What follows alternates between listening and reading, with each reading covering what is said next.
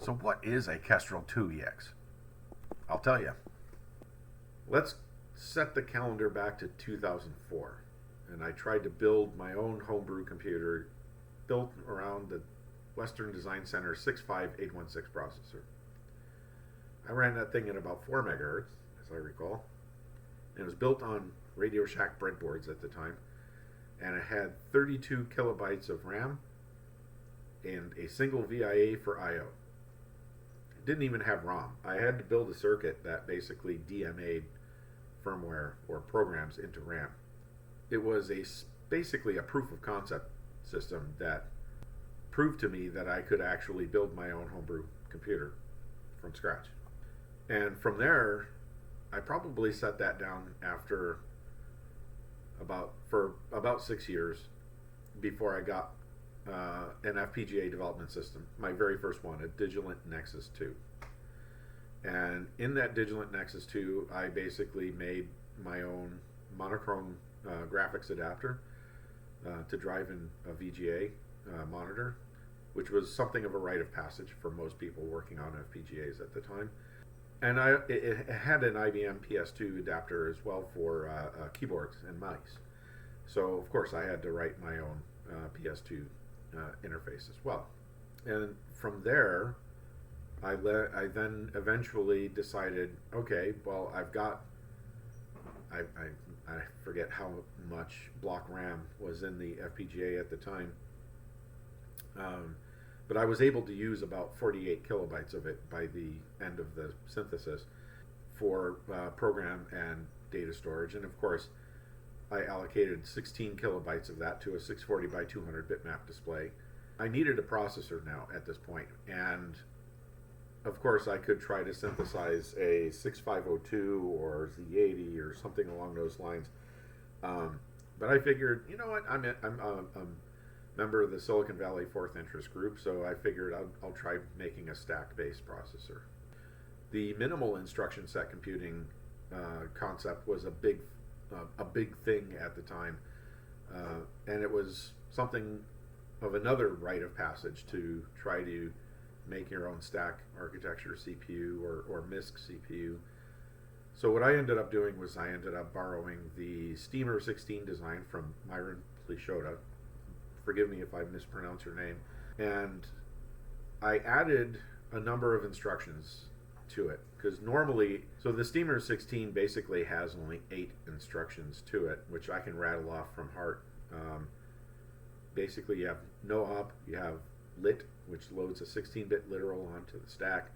You have fetch and store word, which obviously fetches and stores a 16-bit word to memory. And then you have and, exclusive or, and then add. So that forms your arithmetic and logic functionality. And then the final instruction, you have zgo, which is basically a jump if zero instruction. And that basically makes the whole architecture Turing complete.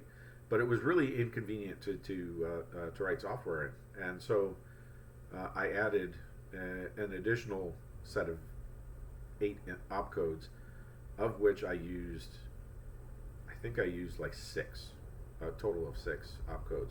So I added the ability to fetch and store bytes, and then I added jump if non-zero, as well as an unconditional jump. And then later on, further, I added an additional instruction that supported proper subroutine calls. So over time, it just kind of evolved into something with 15 proper instructions and was really fast. It was able to keep up in performance relative to the 65816. It was equal, if not faster, than the 65816. The problem with that architecture, though, is it was not very code dense. So, for example, in a 6502, something that might take 1, maybe 2 opcode bytes would often, 8 or 16 bits, would often take anywhere between 48 and 64 bits to express in the Steamer 16 opcode space. And so, as a result, I kept running out of memory. And as you can imagine, with only 32K of RAM, there wasn't a whole lot of room for for programs of any sophistication. I ended up writing a very, very simple operating system inspired by CP/M. Between the shell interface, the console driver, and stuff, by the time I was done, I was only had like 16K. It was either 12 or 16K left for actual application code for the transient program area. And it's not like you can swap out the kernel because you needed that for the console interface and so forth. And this was only with read-only functionality. I didn't even implement the ability to write to any file system.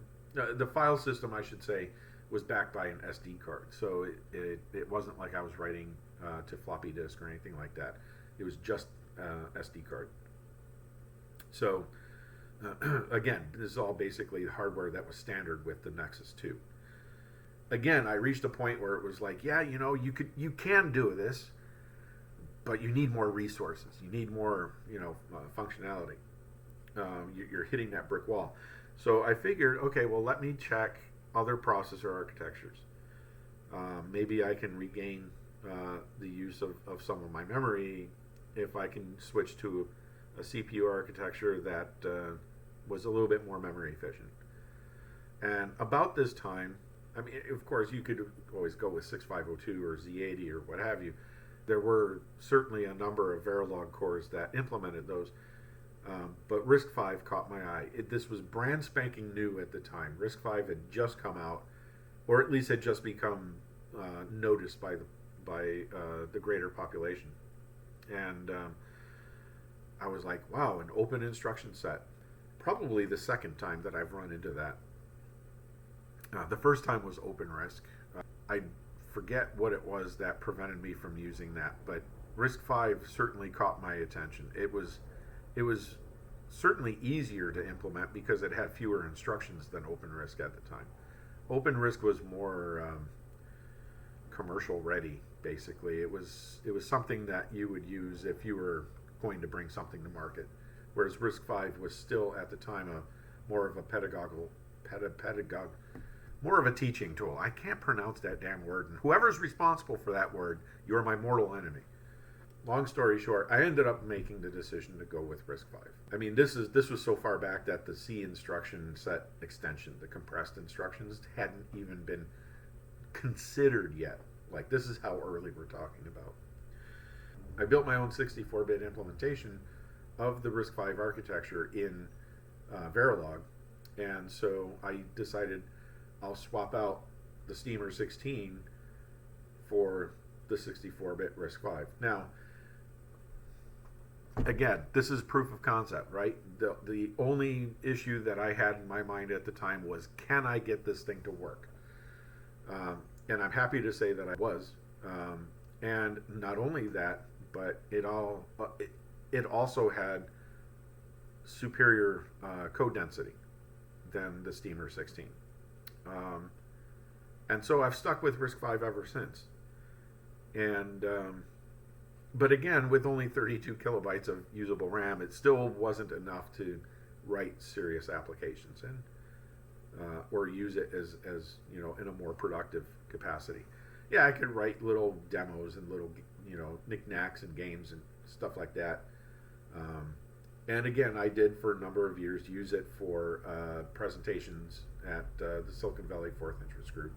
So the Kestrel-2 DX, which was the risc-v based system, that is the next gen version of the Kestrel-2, if you will. Again, the proof of concept. Can I use it with the risc-v architecture? The answer is yes, and for about a year and a half, again, I used that to give my presentations. But then life intervenes, right, as it always does, and so I had to put the computer down. And over the years, I'm like, okay, I've got everything that I need, right? So I've got the PS2 controller, which I can just double up to add support for mouse as well. I've got my monochrome graphics interface adapter, which I can generalize and turn that into a configurable graphics interface adapter to support different color depths and things like that. I've got my risc-v processor that I can just use as is, take away the 64-bit to 16-bit bottleneck and actually make it native. So then I was like, but the one thing I'm missing at this point is access to more memory. Now the Nexus 2 does have like 16 megabytes, either 16 megabytes or 16 megabits. Either way, more than a megabyte for sure of memory that I could potentially use with this processor if I could make a memory controller for it. And I tried so hard. I tried for years to make the damn thing work. It would not work. As far as I could tell, that chip was dead. I could not get signals out of that chip or into that chip in any way that I could figure out. The only way that chip appeared to work was if I ran the diagnostic bit stream on the FPGA that came with the Digilent Nexus 2. That was the only time that PS RAM chip ever gave any indication of life. And I even tried using the controller that was part of that diagnostic stream. It would not work at all. I could not make it work. So I was forever limited to whatever was in block RAM within the FPGA. Just couldn't do it. Could not do it. So I was very upset and very downtrodden from that. So for many years, I was just drawing up on paper what I wanted the Kestrel-3 to be. It's like, okay, so we'll start with the Kestrel-2 DX in its current form, and then we'll bundle and upgrade to it.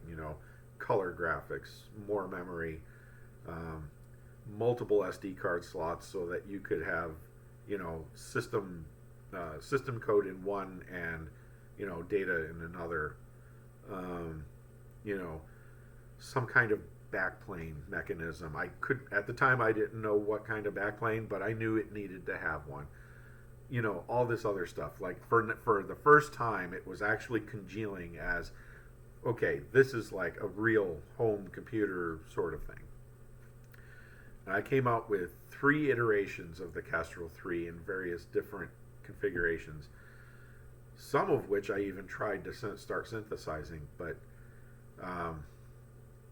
nothing came to fruition. And on top of that, by the time the second and third iteration came around, I'd heard of a new tool called Yosis. So at that time, I was like, okay, since this was always intended to be open hardware, I felt compelled that it should also be made with open tooling as well. So Yosis, ICE40 FPGA family is not exactly open source, but it has been reverse engineered, and Lattice seems to be okay with it. So that was the closest thing I could get to. But again, this is a project that, life intervened and I fell flat. And basically over the years, just never got to get back to. And so many years later, I made another talk at SVFig, which was posted to YouTube, and there was a comment in there which basically was like, how come you just start projects and you never finish them, that sort of thing. And again, this was many years ago. Basically the Kestrel-2 EX, which is the project that I'm currently working on now, spawned out of that particular project. I'm working on a new computer design, kind of getting back to my roots a little bit, going back to the Kestrel-2 architecture, since I know that architecture works. Again, expanding it. But I'm hoping to finish the project in a way that is satisfactory. Not just to others, but mainly to myself as well. So the Kestrel-2 DX, the DX stands for Development Extension, and the EX stands for Expanded Extension. And so basically the Kestrel-2 EX is kind of in a certain sort of way the 4th version of the Kestrel-3, but I'm not going that far yet, because Kestrel-3 seems to be a cursed design. Let me at least finish the Kestrel-2 first. So what is a Kestrel-2 EX then? Okay, so I've described the history of it, But what is it actually? Well, it's a 64-bit risc-v home computer, but you can't run Linux on it. And the reason you can't run Linux on it is because the computational power of this risc-v core currently approximates a 68020 without MMU, without FPU, right? So we're looking at a computer with many bits in its data path, but very few number of instructions. And in terms of operating modes like machine mode, supervisor mode, user mode, yes, it has those, but it doesn't really use them because there's really no resources built into the processor to protect, right? So they're there, which is great for software development purposes. If you want to write software that runs in supervisor mode, do it. I mean, it's there. You can do it if you want to. But I don't actually use those functions at this time. In the future, I want to make this, I can't emphasize this enough because I'm constantly told that, well, why would I want to invest in this if I can't run Linux in it? In the future, I intend on updating the processor, right? Okay, so think of like an Atari ST, right? The Atari ST starts out with the 68,000. But then as you move up in the family line, you end up with the Atari TT or the Atari Falcon, which is a 68030. These are machines that you certainly can run Linux on, or NetBSD, right? So you have to start somewhere. And the simpler you start, the better, because it maximizes your chance for success. Once you have a platform that you know works, then you can tweak it, right? Okay, so I've got my 1985 Honda Civic, right? It's a grocery getter, and it gets great gas mileage. But you know what? With a few tweaks to the exhaust, with a few tweaks to the timing, with a few tweaks to this and that, now you've got a race car that has like over 200 horsepower at your disposal. And you've got a vehicle that's lightweight, incredibly powerful, but it didn't really take that much effort to, in the grand scheme of things, to give it an actual power plant. So this is the same concept, right? You start simple with a simple architecture, and you eventually move it up to something that is more sophisticated, to something that can run Plan 9, Linux, NetBSD, whatever, right? This is what I'm trying to do. So so it's a 64-bit system. Get the data path working first, and then we'll deal with the memory management stuff and the floating point later. In terms of memory capacity, we're looking at something that can deliver 1 megabyte of RAM and possibly 1 megabyte of flash if it ever gets to the point where it's implemented in hardware, and I'll talk about that in a bit. Basically a meg of RAM and a meg of ROM and 640 by 480 at a minimum monochrome graphics. Again, minimum. Simple. Trying to keep this thing as simple as I can, right? In the future, we'll go color. In the future, we may even have sprites. Who knows, right? And at the end of the day, this very simple architecture is intended to be deliberately restricted so that those limitations encourages not just creativity but frugality, right? So the Kestrel-2 EX can be described as an opinionated virtual platform that you can write software on. Now, there are, of course, plenty of other virtual platforms out there. There's TIC80, there's, all these other virtual game platforms and so on and so forth that impose equally stringent resource constraints under certain categories. But why? Why would I want to do a risc-v based system instead of go with one of these things? Or let's even consider the whole retro computing phenomena, which is coming back, right? So why not go with a Commodore 64 Ultimate? Why not go with something like that? And the answer is, I see problems with these. these systems are mainly 8-bit or trying very hard to be 8-bit, which means that they really only cater to games or very simple UI facades on top of more sophisticated software underneath. And as a result, it's great that you get these features that you typically find in 16-bit systems or greater, right? Greater speed, you have larger resolutions with more colors, and of course more memory is accessible to you, but typically only in a banked fashion, right? You can only access this memory, one bank at a time or 2 banks at a time. And when you have more resolution and more colors, you of course need to move that much more data over the system bus, which means you need that much faster processor in order to keep up, visual display rates and things like that, right? So if you're going to go through that design exercise, why not just make a system with that is in the spirit of a retro machine, but which actually is built with a new architecture around that. That's why I coined the phrase neo-retro so many years ago, right? And so, that's the basic rationale for why I'm doing what I'm doing and how I'm doing it, right? The Kestrel-2 EX is currently a virtual platform that is being designed in a way that it can become a physical platform at any time, and that it is optimized to support application, not just games, but also productivity applications, right? I would like to be able to run a self-hosted compiler stack on it so that I could, just sit entirely inside, this virtual environment and develop software. That's my goal.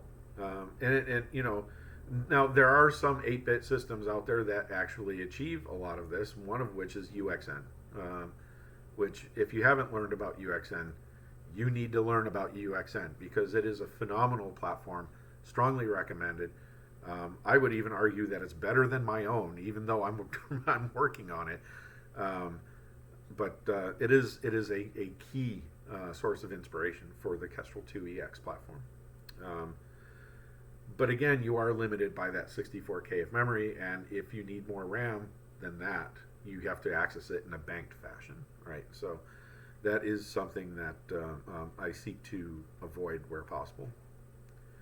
So that's what the Kestrel-2 EX is. So why am I making a video about it? And the answer is, I would like to use YouTube as a means by which I document the construction of the Kestrel-2 EX. I have an emulator. It does properly emulate, as far as I can tell, the risc-v 64IM instruction set. I have a viable memory map that seems to work well for it right at the moment. But I think at the moment that's all I have, really. As of this video, I am currently trying to write some system software for it, basically a small kernel inspired by Tripos. And that kernel will include a console driver. So basically I can use, text output routines and, try to grab keyboard input and, be able to input lines of text. And once I have the ability to output text and read text, then I have the ability to create a REPL, a read eval print loop of some sort. Now, it's interesting that I ran a poll on Mastodon not too long ago asking what they wanted to see, basic, forth, or some kind of Tripos command line environment or something else entirely. And 6 out of 10 people said that they wanted to see forth. So resounding success for forth there. And so basically you can bet I'll be looking to other native forth systems like the Jupyter Ace as a source of inspiration here. So that's what I'll be doing. I'll be implementing my own interpretation of a forth environment. So yeah, so let's hear. I've explained what the Kestrel-2 history was, what the Kestrel-2 EX currently is.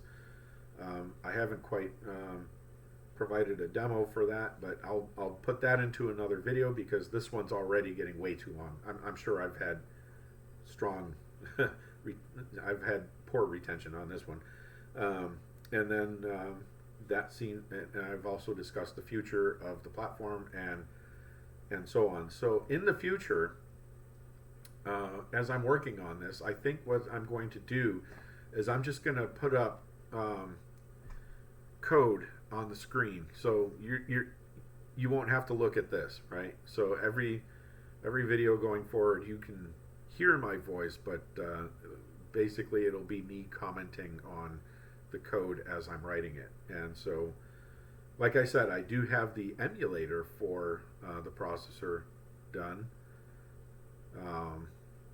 but I don't have any real I/O except for video. I don't have really any I/O really defined yet.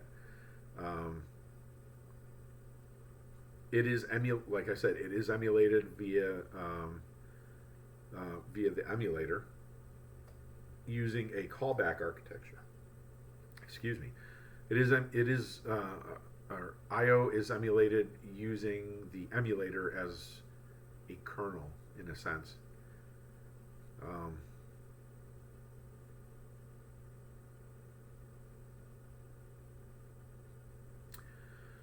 How do I explain this? The emulator acts as like a kernel, and the code that I'm running on risc-v runs entirely in user mode. So instead of having direct raw access to hardware, I have to use the equal instruction to invoke the emulator functionality to access hardware, or emulate access to hardware. I should be more precise.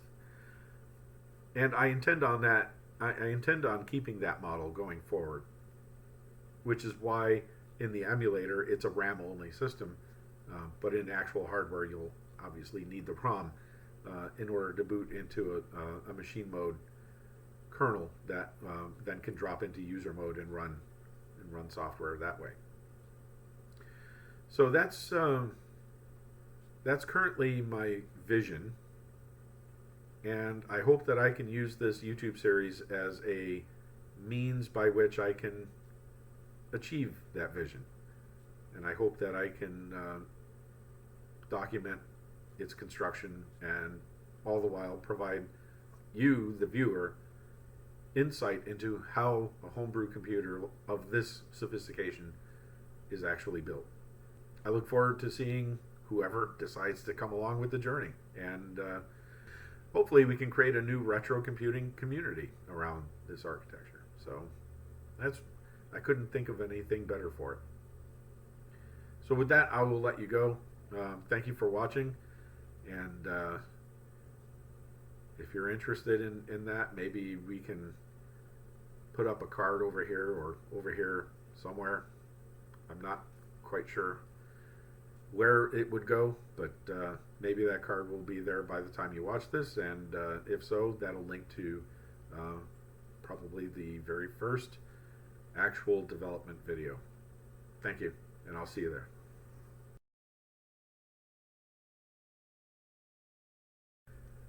And I was like, okay, but I still need a processor. So what I ended up doing was,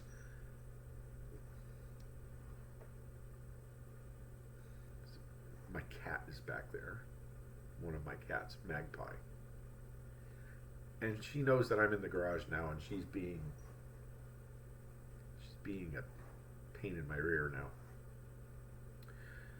So anyway, I figured this Steamer 16 architecture only really has 8 instructions to it. And I can rattle them off. You have no-op, you have literal, which loads a 16-bit literal onto the stack.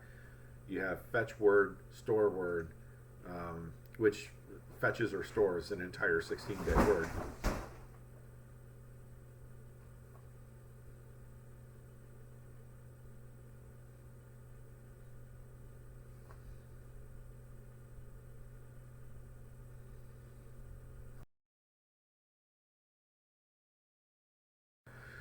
um, pedagogy or something like that. Anyway,